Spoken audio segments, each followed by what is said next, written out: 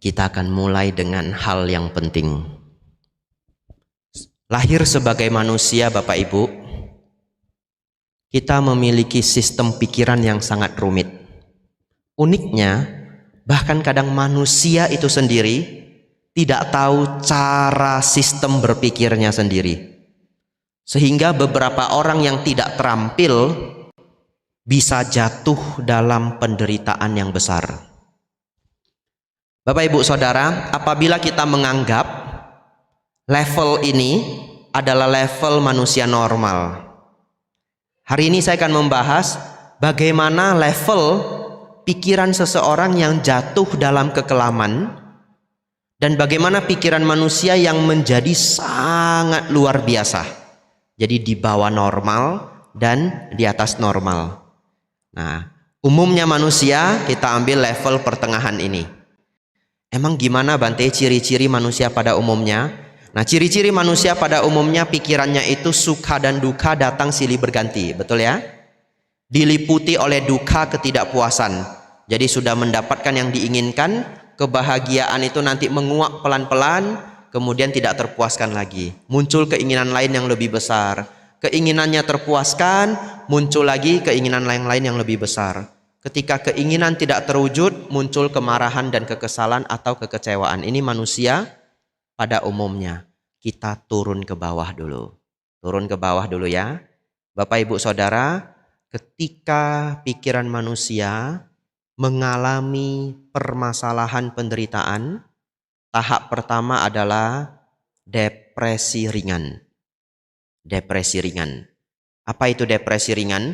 Ketika seseorang mengalami banyak masalah, stres dan sebagainya, dan guncangan pada dirinya yang cukup besar, pelan-pelan dia akan mengalami keadaan yang disebut depresi ringan. Apa sebenarnya artinya depresi? Depresi itu adalah keadaan di mana seseorang merasa sudah tidak ada kebahagiaan dalam hidupnya. Ya. Dia merasa sudah tidak ada kebahagiaan dalam hidupnya. Tapi ini masih depresi ringan, belum yang berat.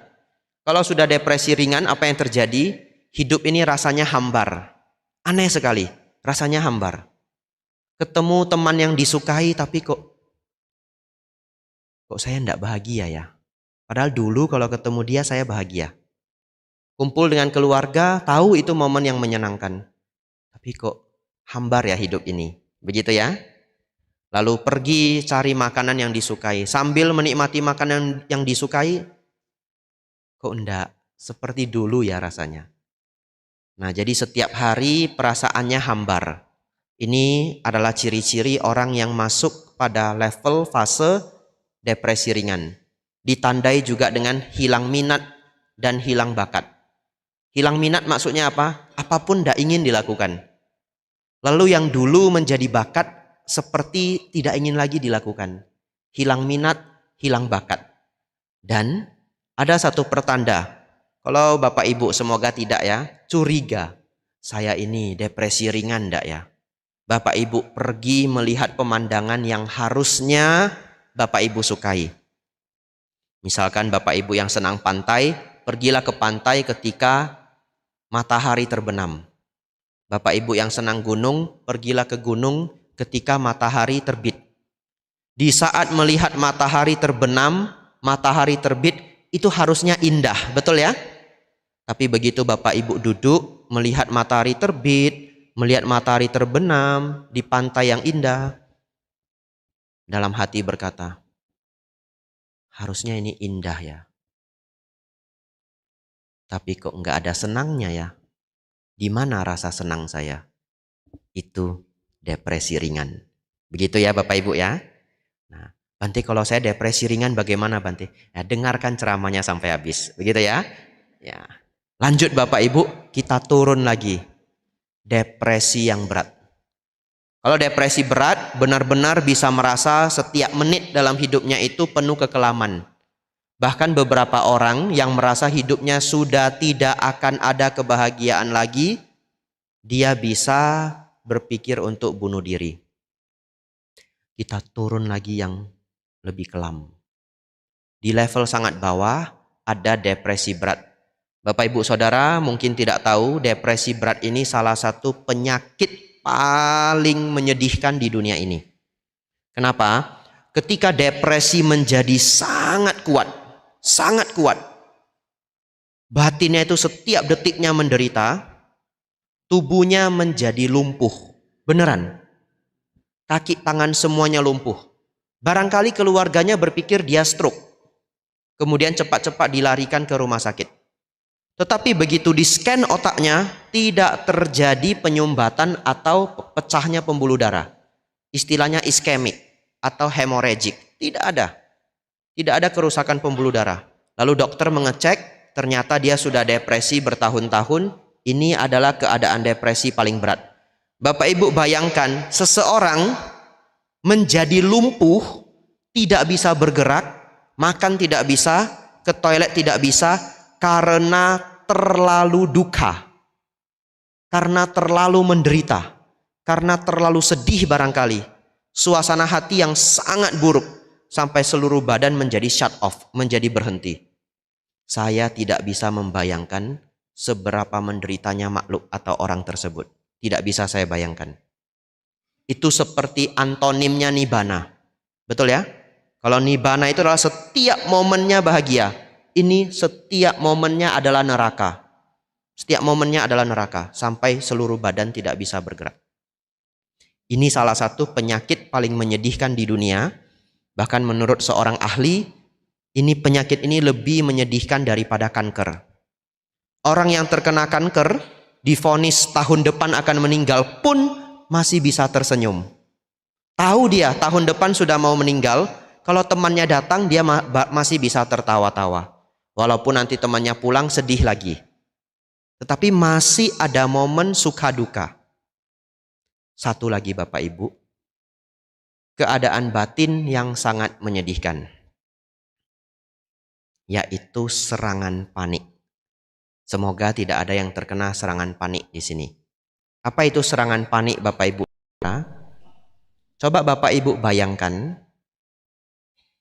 Pernah tidak mengalami keadaan yang sangat mengerikan, misalkan kita naik mobil, naik kendaraan, kemudian mobil atau kendaraan itu hampir tabrakan, atau hampir jatuh ke jurang.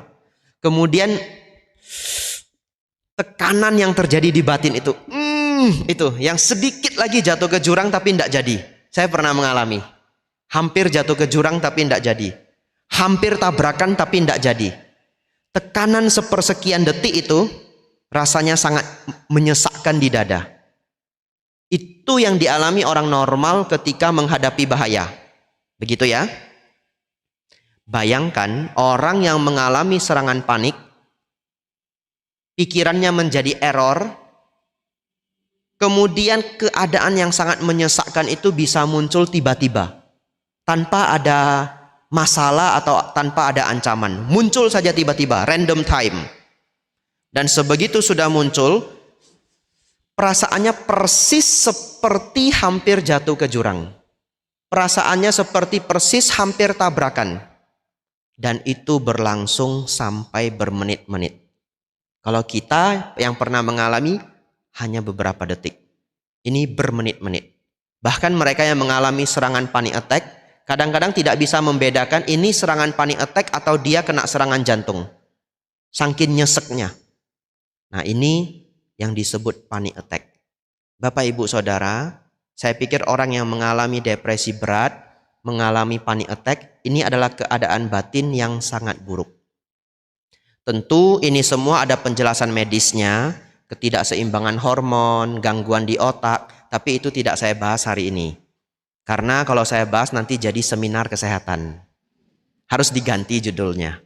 Bapak Ibu Saudara, sekarang saya pikir Bapak Ibu, kita perlu belajar agar keadaan batin kita tidak turun ke bawah. Betul ya? Karena kalau turun ke bawah, masalahnya sangat rumit. Nanti kehidupan menjadi tidak bermakna. Sekarang Bapak Ibu Saudara, bagaimana Bante supaya kita tidak turun ke bawah, apalagi bisa pelan-pelan naik ke atas, keadaan batin yang lebih baik? Caranya adalah tentu Salah satunya adalah dengan bermeditasi. Bapak Ibu Saudara, selanjutnya saya ingin membahas seberapa luar biasanya meditasi. Seberapa luar biasanya meditasi. Ada sebuah eksperimen yang dilakukan oleh seorang penulis buku, dia juga seorang psikolog S3 dari Harvard. Namanya adalah Daniel Goleman. Yang senang baca buku, barangkali pernah baca bukunya, judulnya Kecerdasan Emosional, Emotional Intelligence. Ini saya tidak di-endorse ya. Bapak Ibu Saudara, ternyata Daniel Goleman ini sudah melakukan penelitian mengenai meditasi selama lebih dari 30 tahun. Dengan sangat serius. Dia bekerja sama dengan seorang ahli saraf namanya Richard Davidson. Di satu universitas, University of Wisconsin, dan mereka punya laboratorium yang di dalamnya bekerja lebih dari 100 orang, dan penelitian mereka adalah mengenai meditasi. Apa yang mereka temukan? Mereka mengundang para meditator dari berbagai negara, dari Prancis, dari Nepal, dari Tibet, dari India, dan berbagai daerah lainnya untuk dilakukan penelitian. Penelitian yang pertama adalah mereka meminta para meditator yang sudah bermeditasi selama 3 tahun secara intensif. Bagaimana ada orang yang meditasi 3 tahun secara intensif? Salah satunya adalah para murid Dalai Lama. Mereka yang bergabung di dalam komunitas atau sangga yang dipimpin oleh Dalai Lama harus melewati meditasi intensif 3 tahun. 1 hari 12 jam selama 3 tahun. Sebenarnya 12 jam itu tidak banyak. Kenapa? Karena sehari ada 24 jam, betul ya? Meditasi 12 jam masih bisa tidur 8 jam. Masih bisa makan sambil ngobrol-ngobrol dengan teman. 12 jam itu juga tidak langsung 12 jam. Pagi 2 jam, setelah sarapan 2 jam, sebelum makan siang 2 jam, setelah makan siang 2 jam, sore 2 jam, malam 2 jam. Begitu ya Bapak Ibu. Setelah mereka mengundang para biku yang telah selesai pelatihan intensif 3 tahun ini, mereka diuji di eksperimen. Para biku ini Bapak Ibu diminta untuk duduk di satu ruangan. Kemudian mereka akan diberi perlakuan. Nah, perlakuan itu artinya hal yang dilakukan dalam eksperimen. Istilahnya adalah perlakuan. Perlakuannya adalah akan dibunyikan suara tembakan. Sekuat suara tembakan tank. Buam, kencang sekali. Dalam waktu yang tidak ditentukan. Random. Jadi bikunya duduk. Tidak tahu kapan. Tiba-tiba duar. Begitu ya. Nah, lalu pembandingnya adalah para tentara. Para tentara elit yang sudah pernah ikut perang di Timur Tengah, para pasukan-pasukan terbaik menjadi pembandingnya. Jadi ada biku dan ada tentara elit. Karena tentara elit itu kan sudah terbiasa dengan suara tembakan. Harusnya mereka tidak terkejut, betul ya? Nah, ini perbandingannya. Para biku yang duduk silahkan, ingin duduk saja, ingin bermeditasi silahkan. Mereka mau melakukan apa silahkan. Yang penting nanti akan ada suara tembakan. Apa yang terjadi Bapak Ibu? Duar suara tembakan itu ternyata semua tentara yang hadir terkejut. Tidak ada satupun tentara yang tidak terkejut. Lalu apa yang terjadi pada para biku yang diundang? Semua para biku yang diundang hampir tidak terkejut. Kenapa menggunakan kata hampir? Ketika suara itu meledak, badannya itu tidak startle. Startle itu gini, loncat ya. Tidak ada loncatan, tidak ada startle. Tetapi ada micro expression. Jadi masih ada gerakan di wajah, misalkan sedikit kerutan. Jadi mau dikatakan tidak terkejut, ya secara bahasa masyarakat tidak terkejut, betul ya? Karena kalau orang terkejut bagi kita kan loncat toh. Nah, biku ini tidak loncat. Hanya sedikit mikro ekspresi di dalam wajah mereka. Ini membuktikan Bapak Ibu bahwa mereka melakukan meditasi intensif 3 tahun membawa hasil yang luar biasa. Salah satunya adalah rasa takut menjadi hilang. Karena keterkejutan itu adalah rasa takut. Dan Bapak Ibu Saudara, luar biasanya adalah kalau kita baca sutta Bapak Ibu, apa ciri-ciri seorang arahat? Salah satu ciri seorang arahat adalah tidak memiliki rasa takut. Jadi kalau Bapak Ibu ketemu seorang arahat yang tidak perlu dilakukan ya. Ibarat kata seorang arahat ditodong dengan pisau, seorang arahat itu tidak akan meminta tolong. Dia akan pasrah saja. Mati ya mati. Kenapa? Tidak ada ketakutan. Tapi Bapak Ibu nanti setelah selesai makan siang, tidak perlu nodong saya ya. Saya ngaku saja saya belum arahat. Ya, saya tidak perlu ditodong. Bapak Ibu nanti pas lihat saya jalan ke depan juga tidak usah dikejutin ya. Duar, bantai gitu, tidak usah ya. Bapak Ibu Saudara, hal ini sangat luar biasa. Kenapa? Karena ternyata setelah kita bermeditasi, ada bagian kecil di otak kita namanya amigdala. Ukurannya adalah seukuran kuku. Nanti yang penasaran boleh cek di Google amigdala. Dan ternyata bagian otak amigdala ini berhubungan dengan rasa takut, sifat agresif, ya, dan juga trauma-trauma. Ternyata bagian amigdala ini menjadi pasif. Menjadi pasif sehingga rasa takut itu berkurang. Artinya yang sangat luar biasa adalah apa yang diungkapkan oleh Sang Buddha ribuan tahun yang lalu, hari ini terbukti secara sains. Sang Buddha mengatakan seorang arahat tidak memiliki rasa takut. Saya percaya para biku yang mengikuti intensif latihan ini barangkali belum arahat. Tetapi pun menunjukkan rasa takut yang sangat minim. Artinya kemajuan luar biasa. Eksperimen kedua Bapak Ibu. Yang ini yang sangat penting. Semoga setelah Bapak Ibu mendengar eksperimen kedua ini nanti jadi lebih rajin bermeditasi. Begitu ya. Ini silakan Bapak Ibu yang penasaran nanti cari di internet. Judul videonya adalah The Remarkable Brainwaves of High Level Meditator. Ya, The Remarkable Brainwaves of High Level Meditator. Karena ini ada rekamannya, Bapak Ibu tidak usah catat. Ya, nanti kapan-kapan ingin cari videonya balik lagi ke rekaman ini. Tapi saya juga hampir selalu lupa dengan judul video ini. Seringnya saya cuma tulis nama channelnya. Nama channelnya Big Think, berpikir besar. Saya tulis Superhuman sama Meditation. Nanti muncul videonya. Videonya ada gambar seorang biksu tua yang ditempeli kabel-kabel. Bapak Ibu Saudara, pada eksperimen ini mereka mengundang para biku yang sudah bermeditasi lebih dari 60.000 jam. Dicatat ya, lebih dari 60.000 jam. Waduh, banyak sekali Bante. Ya, demikianlah adanya ya. Tadi Bapak Ibu bersama saya sudah bermeditasi 4 menit. Ya, sisanya Bapak Ibu cicil di rumah ya. Sisanya Bapak Ibu cicil. Bapak Ibu Saudara, apa yang terjadi pada beliau-beliau ini? Begini Bapak Ibu. Pada orang normal, kalau mereka scan otak kita dengan MRI, dengan EEG, elektromagnetik, setelah di-scan ditemukan banyak sekali informasi gelombang-gelombang otak.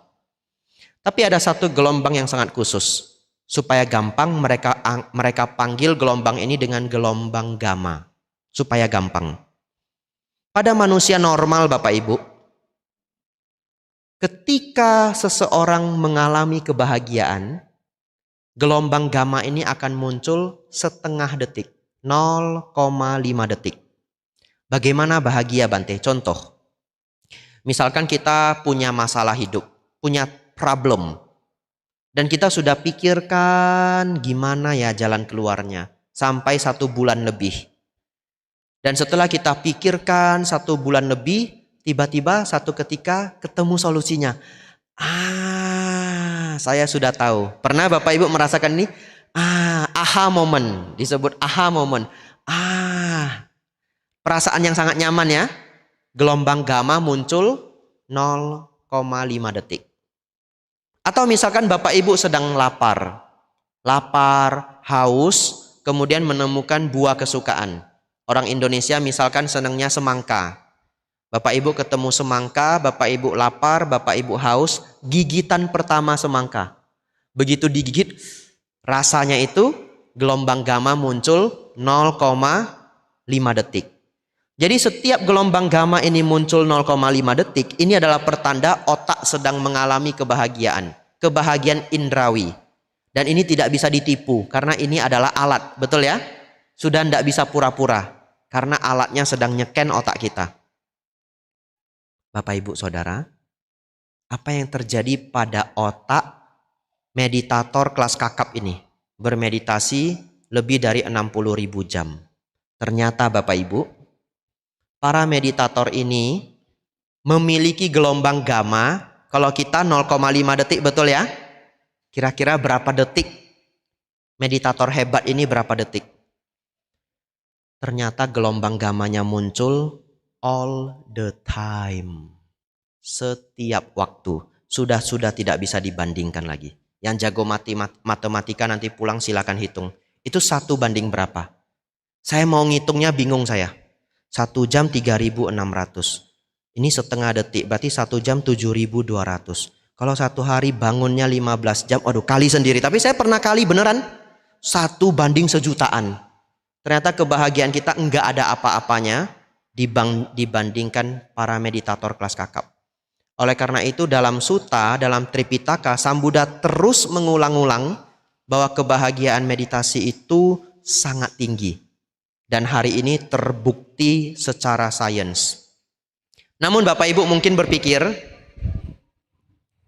adik, enggak apa-apa, anak-anak jalan-jalan enggak apa-apa ya. Ya. Bapak Ibu Saudara, Bapak Ibu mungkin berpikir,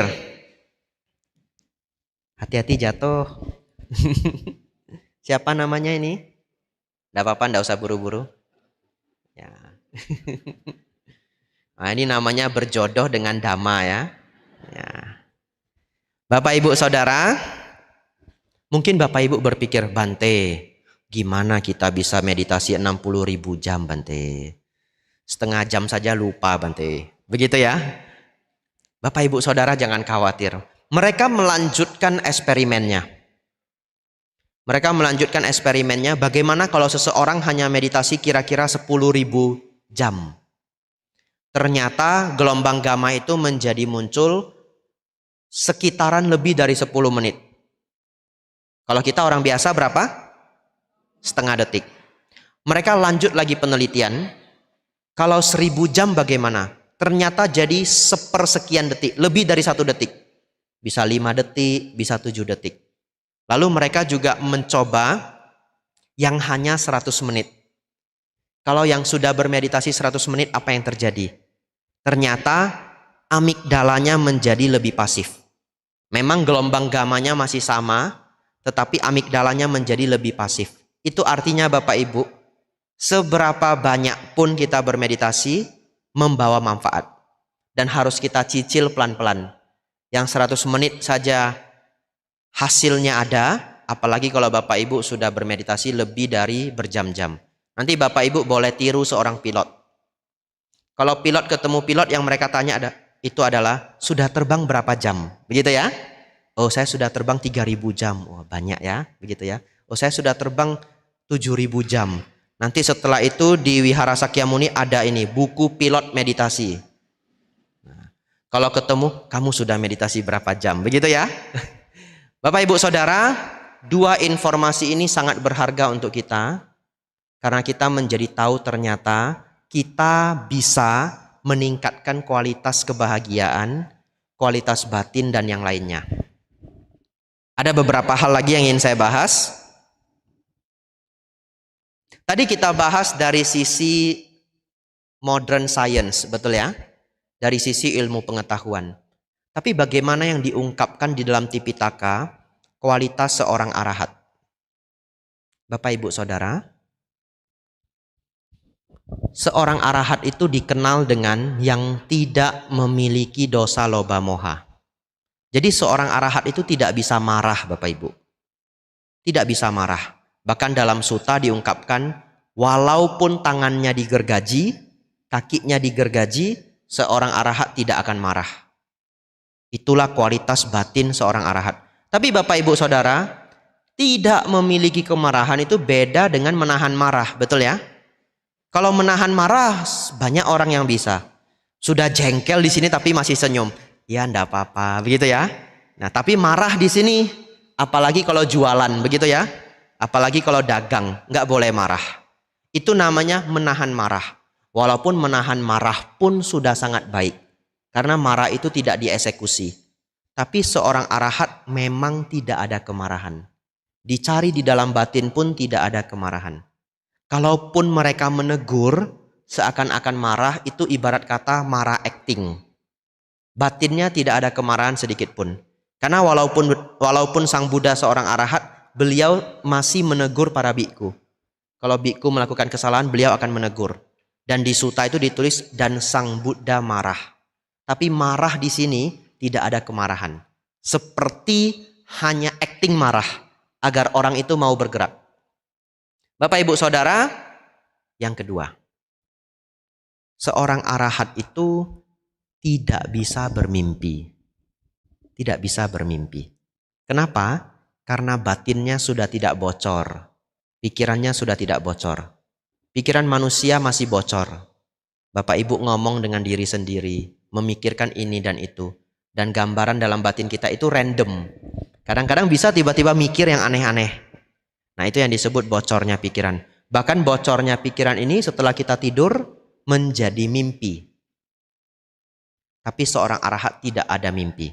Oleh karena itu Bapak Ibu, kalau satu ketika ada seorang pertapa mengunjungi wihara Sakyamuni dan mengaku, saya sudah arahat. Begitu ya? Gimana caranya mengecek salah satunya? Bapak Ibu jangan todong dengan pisau ya.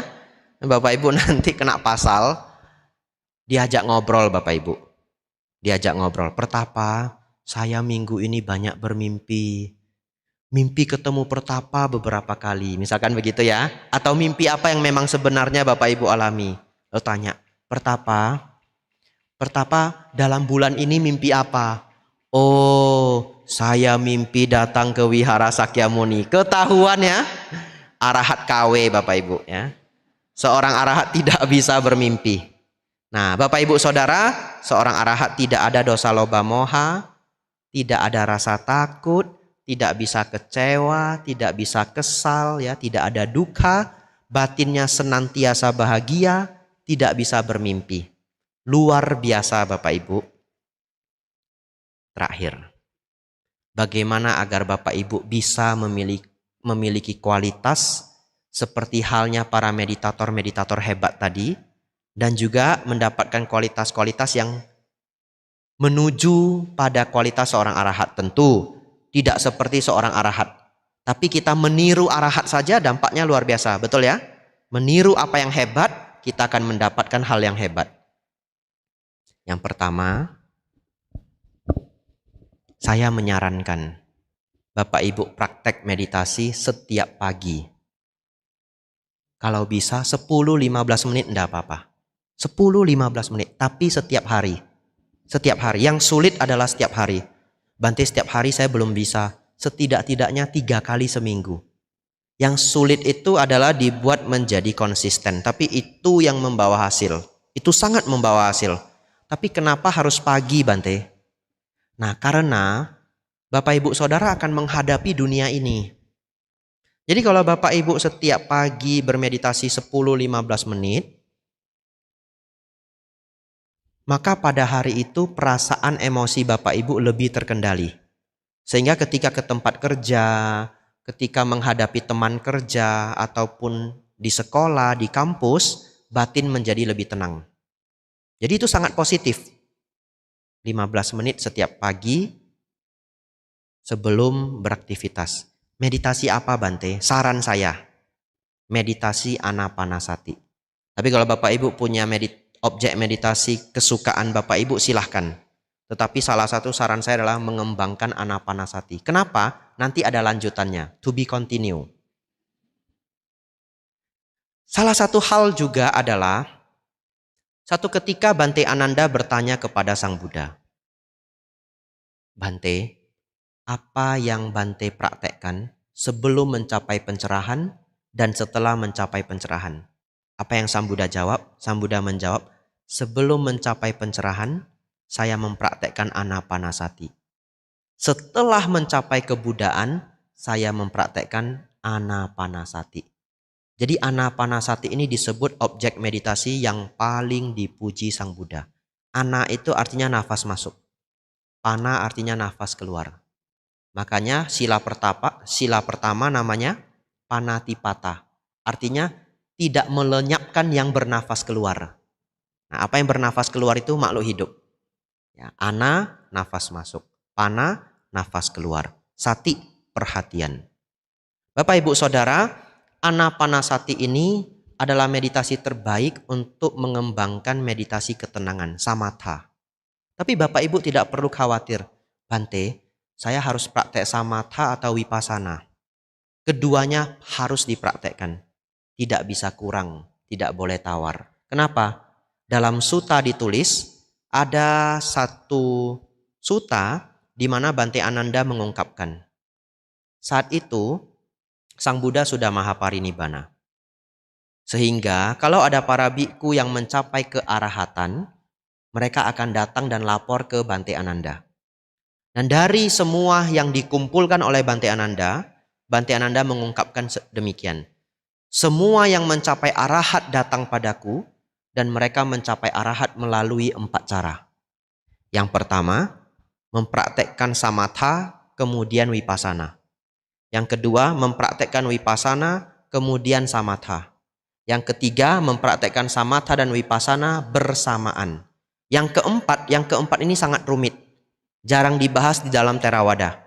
Tapi banyak dipraktekkan di dalam meditasi Zen Buddhism, aliran Jepang. Ya, yang nomor 4 ini apa? Dia merenungkan aku, muncul kegelisahan. Melenyapkan kegelisahan, mencapai kearahatan. Jadi di dalam sutta, Bante Ananda mengungkapkan 4 cara pencapaian arahat. Oleh karena itu Bapak Ibu Saudara, Bapak Ibu mempraktekkan yang mana dulu tidak masalah, tapi Bapak Ibu tetap harus mengembangkan keduanya. Bante, kalau Sang Buddha gimana Bante? Begitu ya? Saya selalu kembali pada panutan kita Sang Buddha. Saya pikir mengikuti apa yang dipraktekkan Sang Buddha adalah salah satu jalan yang paling aman. Dari sedemikian banyak cara yang sudah kita pelajari di era modern ini. Karena zaman sekarang beda guru bisa beda teknik. Sangat membingungkan. Jangankan umat Buddha, bhikkhu juga ikut bingung Bapak Ibu. Jadi apa yang saya lakukan? Kembali pada panutan. Sang Buddha ternyata mempraktekkan samatha dulu, kemudian vipassana. Beruntung. Kemarin saya sudah buat pelajaran Baya Berawa Sutta. Di sini siapa yang hadir kemarin? Wah, rame ya. Nah, kemarin kita belajar Bodhisatta mengembangkan jana pertama, jana kedua, jana ketiga, jana keempat.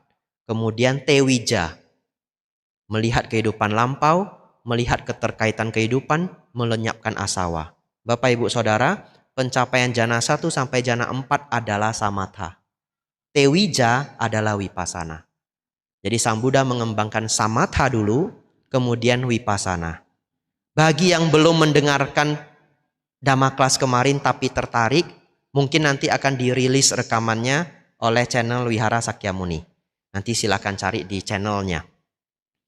Oleh karena itu Bapak Ibu, ini saran singkat saya.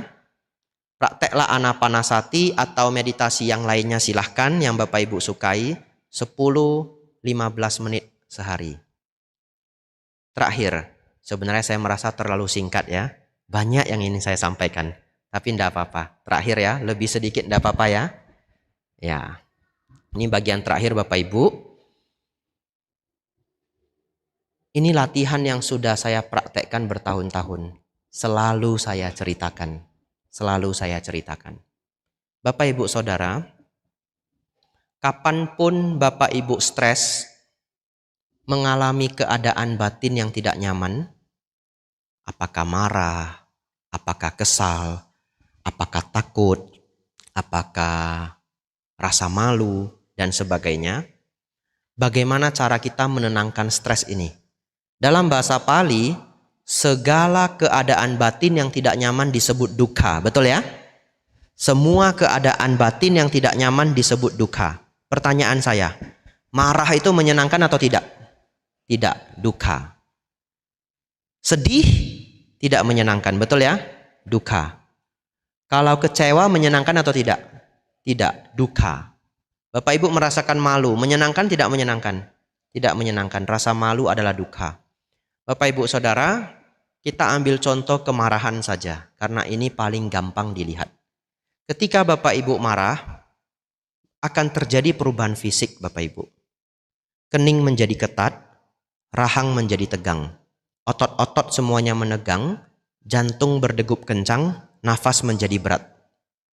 Ini ciri-ciri kita stres, dan dalam contoh ini kita sedang marah. Kalau Bapak Ibu marah, nafasnya pasti,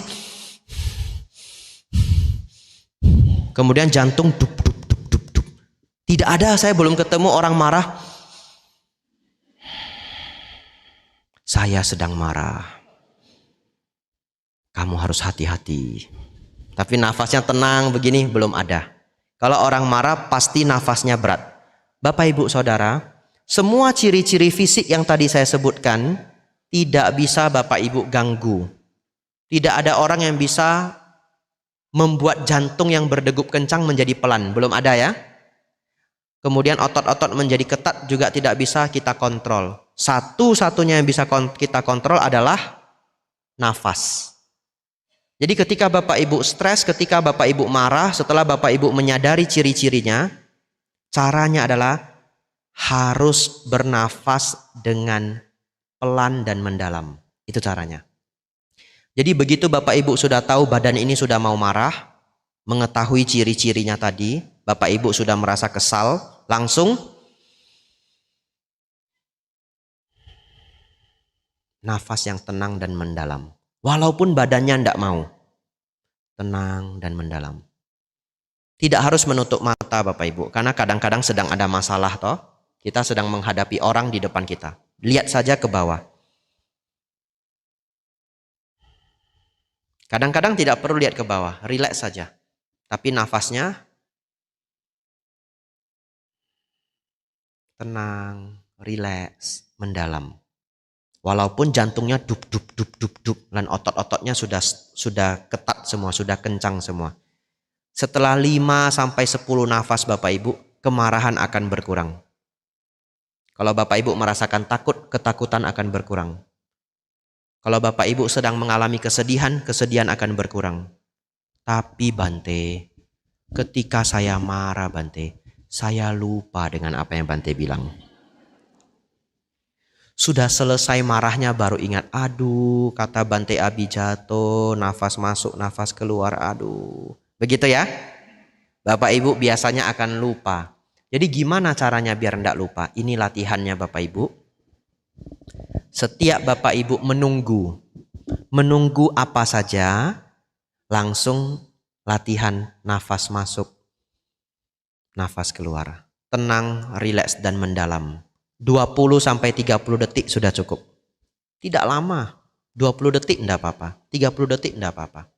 Dan kalau Bapak Ibu merasa nyaman mau dilanjutkan silakan. Setiap kali menunggu, Bapak Ibu bernafas 20-30 detik tenang, rileks dan mendalam. Setelah itu ingin keluarkan HP silakan. Karena zaman sekarang orang menunggu pasti keluarkan HP. Latihannya bagaimana? Contoh. Bapak Ibu yang bawa kendaraan sendiri, apakah motor, apakah mobil, sebegitu ketemu lampu merah, langsung nafas masuk, nafas keluar. Tenang, rileks dan bahagia. Awal-awalnya sulit Bapak Ibu. Mana ada orang ketemu lampu merah bahagia, betul ya? Nah, cuma kita ketemu lampu merah bahagia. Oleh karena itu menjadi latihan. Setiap ketemu lampu merah, nafas masuk, nafas keluar. Lama-lama kita menjadi senang. Setiap lampu merah saya bisa beristirahat, membahagiakan batin sejenak, melihat nafas yang indah. Bapak Ibu belanja ke pasar, beli sesuatu di mall, kadang-kadang sudah pesan harus nunggu, betul ya? Sebegitu sudah pesan harus nunggu, begitu nunggu langsung nafas masuk, nafas keluar. 30 detik cukup, 20 detik cukup Bapak Ibu. Hanya menjadi kebiasaan. Bapak Ibu ngantri. Ngantrinya 20 orang di depan Bapak Ibu. Kalau orang lain nggak tahu, ada yang kesal, ada yang bosen ya. Bapak Ibu sebegitu ngantri langsung nafas masuk, nafas keluar. Jangan tutup mata Bapak Ibu, nanti kelewatan. Depan jadi kosong Bapak Ibu. Ya, Anda usah nutup mata, lihat di bawah saja. Nafas masuk, nafas keluar. 20 detik, 30 detik cukup. Mau keluarkan HP silahkan. Kalau Bapak Ibu latih seperti ini, ketika Bapak Ibu marah, ketika Bapak Ibu stres, ditelepon oleh orang lain memberikan kabar buruk, secara otomatis langsung nafas masuk, nafas keluar. Nanti Bapak Ibu kerja di tempat kerja, ketemu orang yang tidak disukai Bapak Ibu. Orang yang tidak disukai itu sakti Bapak Ibu. Jaraknya 10 meter nafas kita sudah sesak. Ya, dia masih di sana, jaraknya masih 10 meter, 15 meter. Begitu lihat dia, kita sudah sesak, kita sudah. Lalu dia mendekat toh. Ya, tapi Bapak Ibu jangan begini ya. Begitu dia lewat langsung 1 kali. 10 menit lagi dia balik, dia lewat 2 kali, 3 kali. Nanti pas ketiga kali dia nanya, kamu kenapa? Setiap saya lewat kenapa? Kamu mendesah nafas seperti itu kenapa? Enggak, kata Bante Abhijato, nafas masuk, nafas keluar. Begitu, jangan ya. Itu namanya pertanda kebencian ya. Tidak, rileks saja nafasnya untuk mengurangi kemarahan. Bapak Ibu Saudara, silakan praktekkan ini dalam kehidupan sehari-hari. Pengalaman saya, setelah 4 bulan ini menjadi kebiasaan. Bahkan setiap saya menunggu apapun, refleks saya adalah nafas masuk, nafas keluar. Ini terakhir contoh, karena saya sudah lewat jam ini. Sudah kelebihan jatah saya. Belum ya? Oh.